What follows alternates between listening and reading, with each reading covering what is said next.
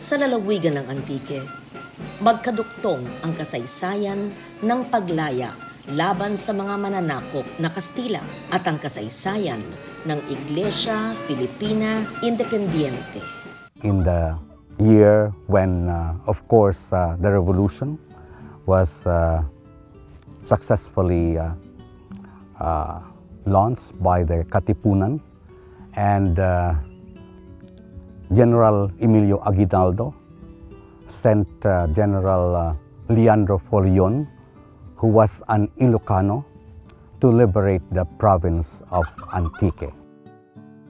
IFI is the only tangible result of the 1896 revolution.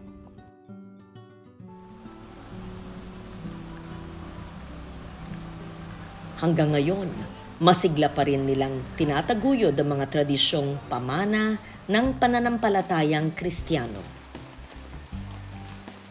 Yung design, paano lang po yung pumasok sa isip ko. Yun lang po yung ginagawa ko. This year, meron siyang tatlong damit. Sa Biyernes Dolores, Holy Thursday, tsaka sa Friday po. Sa mga bayan at baryo, ang bawat araw ng Semana Santa ay ginagawang mas makabuluhan at makulay ng mga debotong nangangalaga ng mga poon o pasos, kung tawagin sa wikang Kinaraya.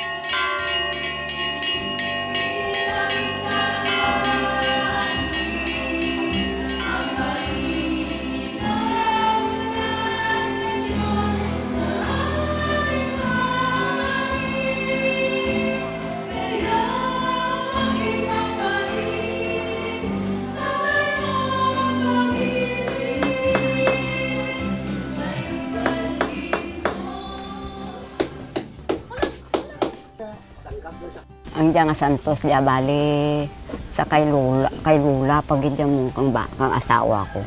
Sa bana ko sa lula na pagid sa lula na pagid buhay daw tempo kat sila diya. Tapos ang tempo kat sila diya. Di pag-abot kang hapon bali daw ginbalang tanaramlaw. Ginbalang dason ginpurot pagid ka mga tao kag iuli pagid sa balay. Kang may tagiya kang santos. Tapos pag uli na sa balay, hindi ko berligan. Pang taon nga mag-prosesyon rin. Madalagan mga bata ra. Guyod kita sa santos ni Baling kasi ang lolo ni kang bana ko si Baling anangaran. Kagadason daw may blatana nga pispis nga bukaw. Dason kung gani, kung mag-abat ng kabanda, katukarang pispis nga bukaw mo.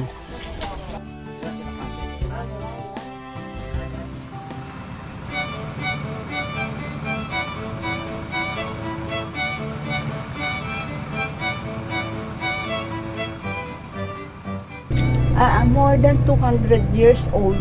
More pa. Kasi father ko is, when he died, 60 years old. Then the grandfather is also like that. Siguro mga na, pang-apat o 5 generation na. Kaya ako, proud din, the smallest but the oldest.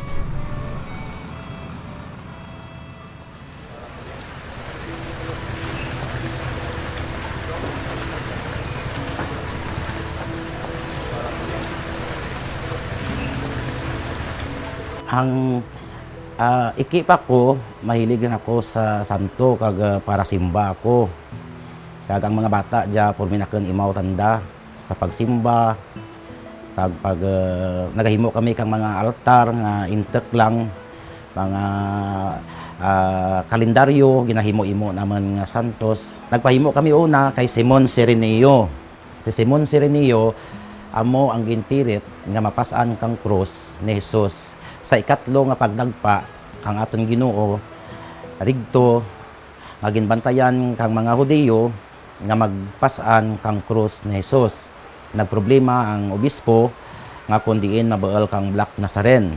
Nanawag ako sa akin bata nga si Mark nga kung pwede ma-sponsor lang kami kang bayo daad kang santo. Minsan mahirap kasi magastos po, totoo lang. Pero yung balik niya sa akin, yung anak ko na hindi nagkakasakit, okay na po doon ako. Kahit naggastos ako na malaki po.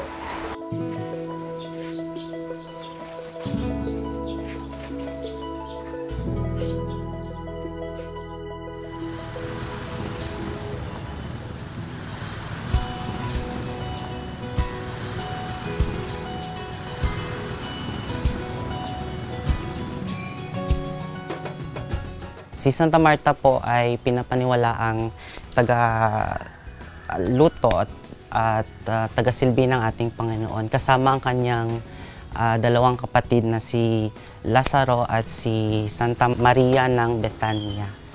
Si Santa Marta ay napunta sa pamilya Cabrejas dahil si Auntie Helen, nakasalukuyan na nagtatrabaho sa Canada, ay isang taga-silbi din. Kaya napili nila na ipagawa si Santa Marta. Panaad. Sa salitang Kinaray-a, ang ibig sabihin nito ay panata. Well, they say panaad, but I don't know that word, but what I learn in this is blessing. They say if you have saint, the blessing will come smoothly. Even I don't expect blessing come to me.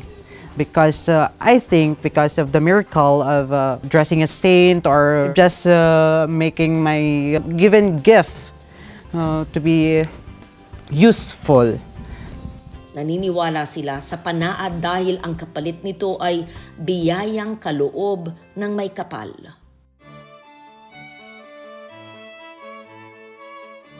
Hindi naman mahirap mag-alaga eh. Talaga kung sa kalooban mo na gusto mo na mag-service ang pati wala na yung mga gastusin o So para naman balik din sa amin yung grasya. Ang may-ari nito kasi laon single. Bago siya namatay, sabi niya, kayo na lang mag-alaga. Sabi niya sa amin.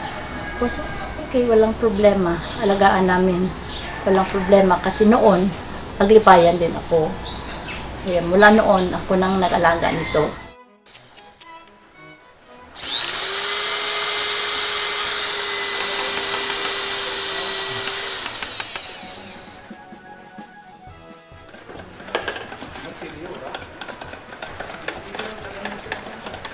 Sa isang bahagi ng San Jose de Buenavista, ang Kapitolyo ng Antique, may isang tradisyon din na sinasabuhay.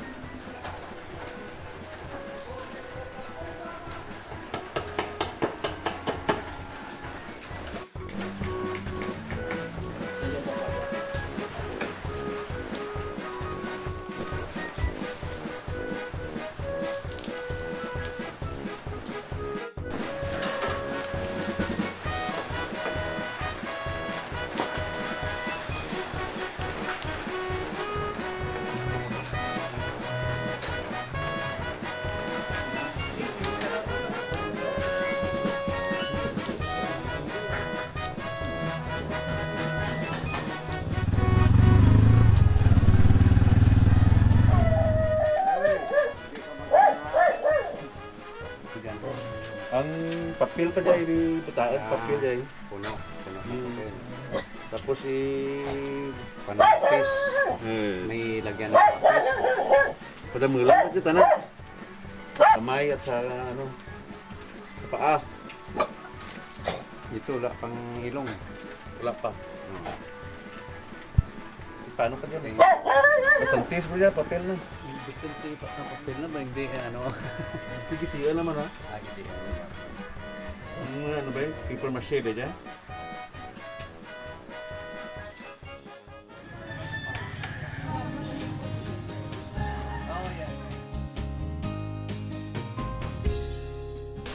kaya pinili ko tong damit nito para kay San Juan para ano naman para parang ano diyan makita mo lalaking lalaki siya sa kulay na ganyan. At saka ano naman linagyan ko siya ng konting tassel para may accent din yung damit. At saka gumamit ako ng brocade na tela. Binili ko doon kay Junray. Oo, masyadong mahal din ang metro niya, no? Okay lang, at least para naman kay San Juan, diba? Kahit ilang presyo pa yan kumpara talaga yan sa kay San Juan. Ibibigay mo ang best para sa kanya. Kasi sana pababaan din ang airway bill. Kahit sa ganyan lang na okasyon, dami naman nagpapaship ng bulaklak. Imagine, sa isang box, maka 4,500 or 5,000 up yung way bill ng isang box na bulaklak. Kung makakuha ka ng 3 box, 15,000 na yon. Plus pamasahe sa van na 3,500, 1,000 per box yan. Minsan 1,200. Napakabigat para sa mga may-ari ng santo na magpa-ship ng mga bulaklak. Mga almost 25,000 to. Tapos yung shipment niya, mga 13 ata. Pagkas sa bulaklak, yung tiyahin ko sa States, yung kapatid ni Ma'am Elizabeth, si Ma'am Rose. Doon siya sa California. Sa damit naman? Sa damit naman, yung kapatid ko na nurse doon sa Ohio. Yun ang sabi niya, kasi last minute na to pinagawaan ng damit kasi sabi niya, Auntie, ano pa yung kulang kay San Juan? Sabi natin Pinky, damit. 6 AM ng umaga yun, tumawag yung patid ko. Sige, pagawaan mo si San Juan ng damit.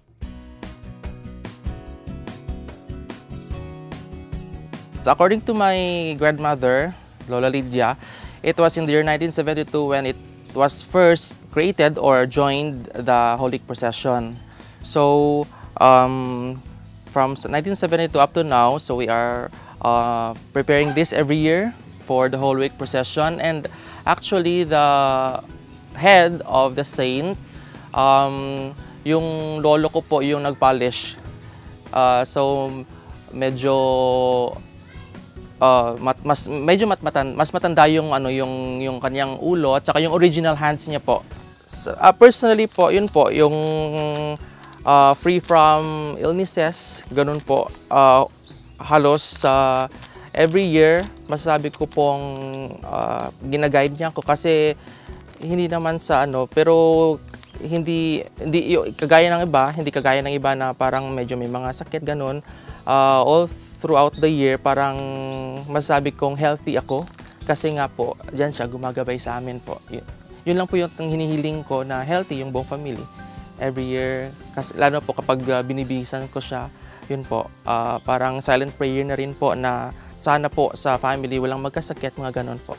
Okay na yung mga material things, kahit mawala, yung health lang po yung mas importante sa ngayon.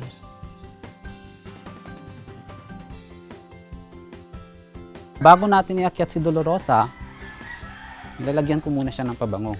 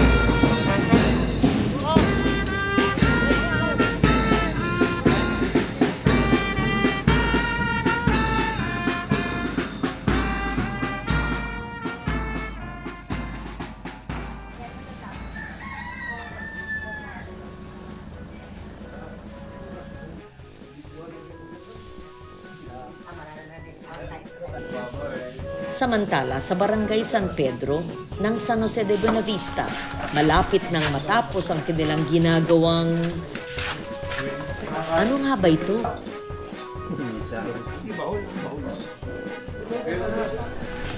Buto? Buto pa? Buto? Mau buta buto?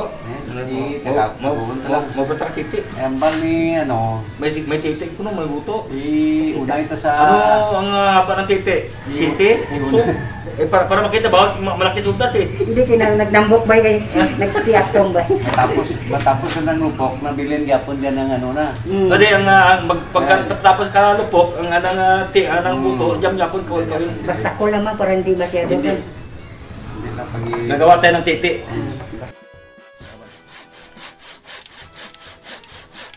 Sir, ang kahoy na to, ang pangalan nito ang talisay. Ang kahoy nito.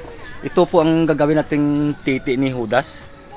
Dati kasi sir, mayroon talagang yan, ang titi, nalagyan may titi. Kaso lang kung minsan ang mga nakainom, ibig sabihin aakyat sa taas, tapos hahawakan, ganyan-ganyanin, parang sa mga bata. Kaya nga, naglagay pero sa ngayon, ang dati, tinago namin to.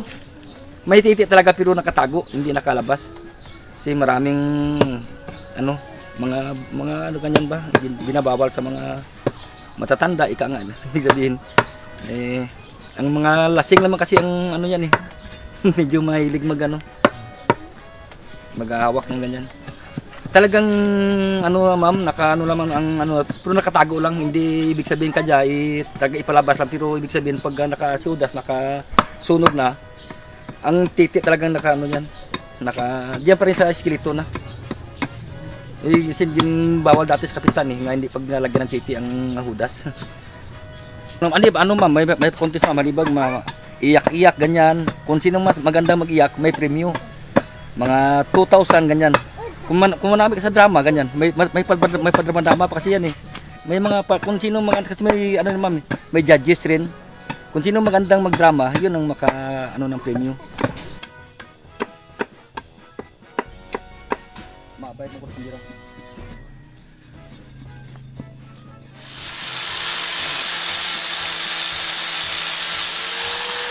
Ito na yan sir, sir. Okay na to. Kapiari ko. Lop na kara. Sige.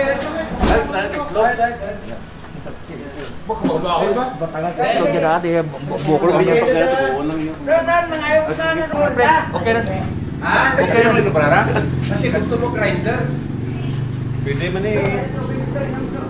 Belianat. Wala pa titlog mo, walang yan. Wala tangan kali.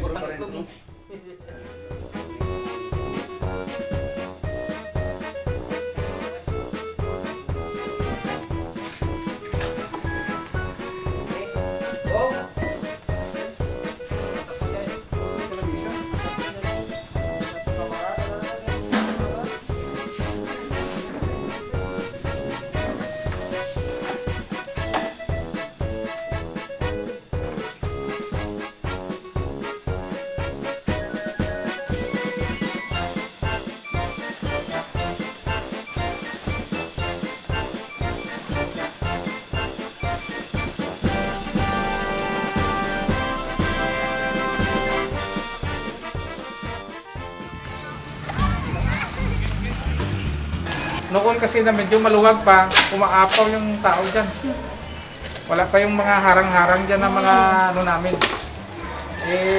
Parang naging naging part na ng kultura dito sa San Pedro. Kaya naging part na kasi ng maging part ng tradisyon na ginagawa ng barangay namin. Kaya pinapatuloy itong na to. Isa yan sa mga namin na naging tatak ng aming barangay ang ganitong tradisyon.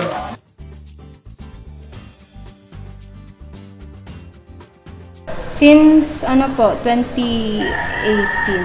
lang po kasi wala pong ibang gumagawa kasi yung before na gumagawa umalis po. Minsan po medyo stress na din pero at least para din naman to sa entertainment ng lahat. Kaya okay lang din. Tsaka ipapakita ko rin yung mga ko dito. skills.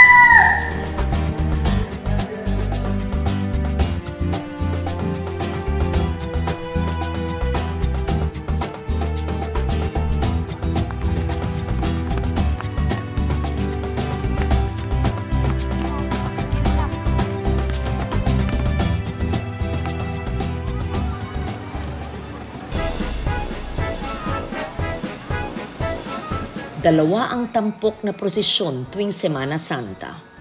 Ang prosesyon tuwing Huwebes Santo at ang prosesyon tuwing Biyernes Santo.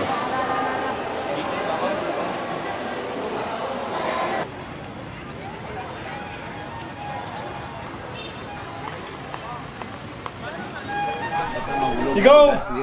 Jaran! Automatic pa! Tara, bata mo! Jaran, pare Ano, umpisahan na natin daw. Thank you, thank you! Ha? Bolondos tricycle, karga.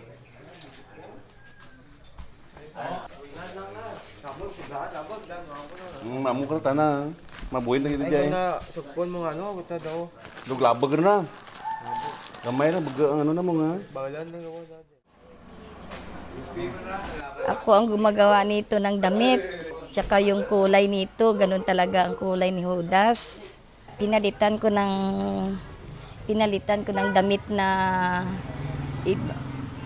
mas mas malambot kasi pag ibang tela igamitin ko mas mabigat tsaka mahirap susunugin. Okay lang din ang pagod ko, parang nawawala din pag maramdaman ko ang pagod.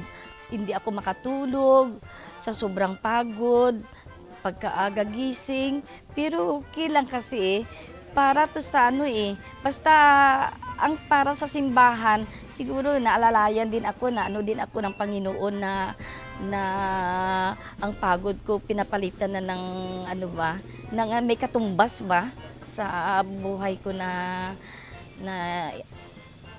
parang maganda ba na ang sakit ko nawawala.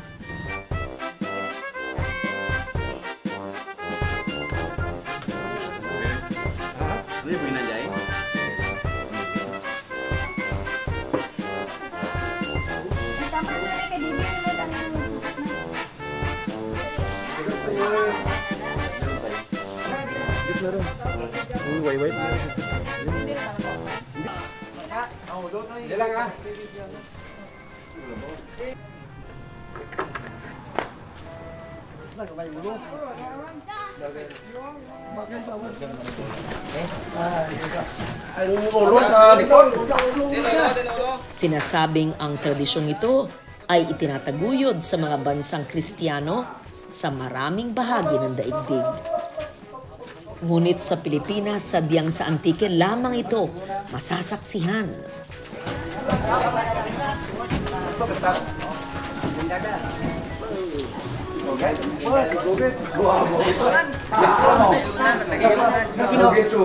Sinukol ba? Sinukol. Ay, ginsukol. Sinukol, ginagaligay. Wala na yung batas na. Wala na yung batas na.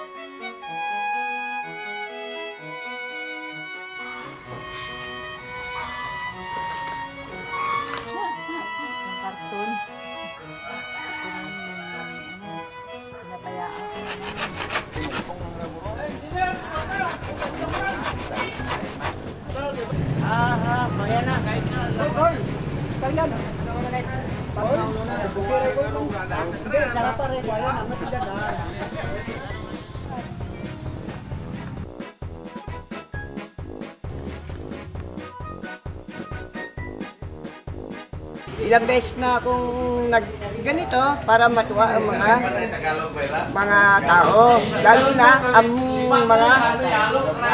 mga bayan, mga natutuwa sa akin. Ngayon, bandang huli, nadura ang aking aksyon. Hindi nadura, nawala. Nawala na. Kasi nagka-pandemic tayo. Nadura na para sa pandemic tumigil eh. Ngayon, eto na. Ako, buhay na buhay. Tawi, di!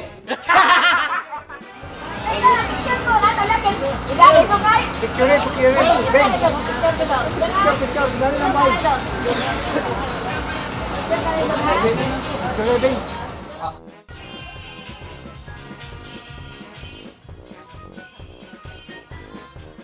Tungod kang handem ko nga mamanan kun paandot nga naghimo ang tatay ko kang Judas. Just after the warden na mangkot ako kay nanay. Kun ko andot ako nga nadumduman tanan ni tatay nga maghimo ka Judas nga dia.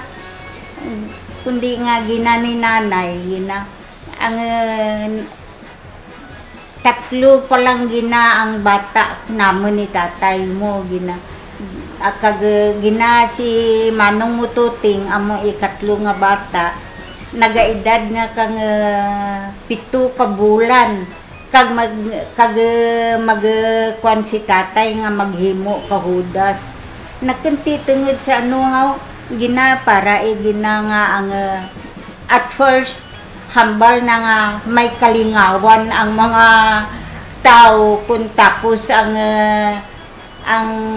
simba sa Sabado de Gloria. Ti kundi ang amuto nagkuan si tatay nag-decide nga mahimo ka Judas gid nga may kalingawan ang mga tao.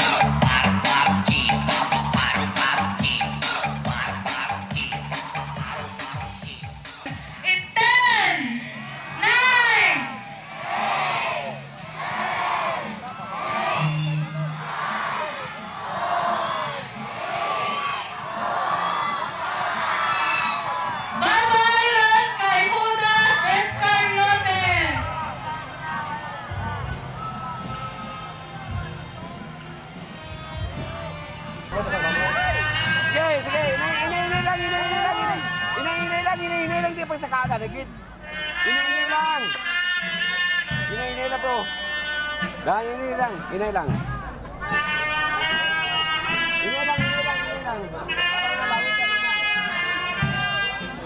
Mido.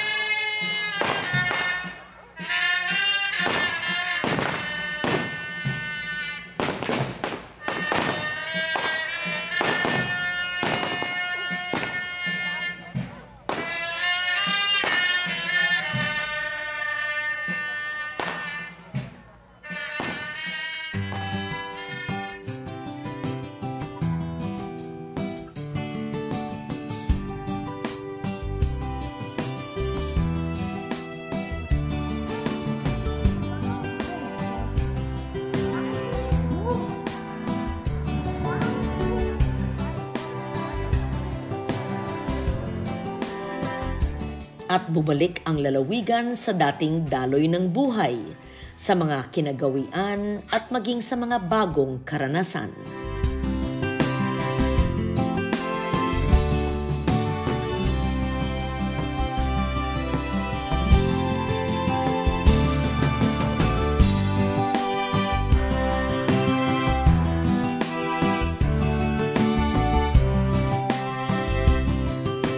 Masidhi at masigla ang nagdaang 7 araw ng panananampalataya.